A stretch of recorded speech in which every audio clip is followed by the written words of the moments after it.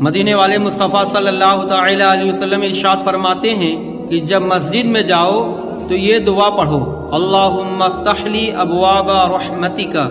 اور جب مسجد سے باہر نکلو تو یہ دعا پڑھو، اللہم انی اسألک من فضلک۔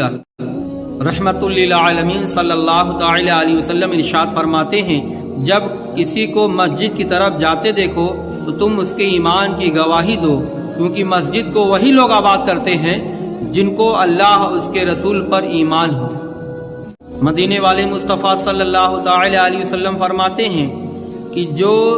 تکلیف دینے والی چیز کو مسجد سے نکالے اللہ تعالیٰ اس کے لیے جنت میں ایک گھر عطا فرمائے گا۔ نبی اکرم صلی اللہ تعالی علیہ وسلم ارشاد فرماتے ہیں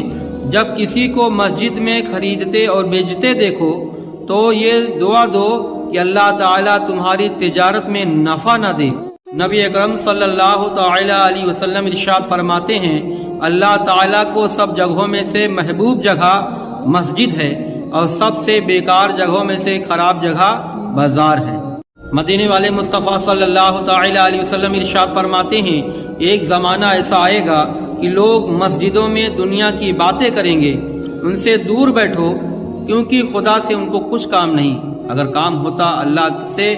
تو اللہ کی عبادت کرتے، دنیا کی باتیں نہ کرتے۔ نبی اکرم صلی اللہ تعالی علیہ وسلم ارشاد فرماتے ہیں کہ مسجد سے بچوں، پاگلوں اور لڑائی جھگڑا اور تلوار کھینچنے والوں سے دور رکھو، انہیں دور رکھو، ان سے بچاؤ۔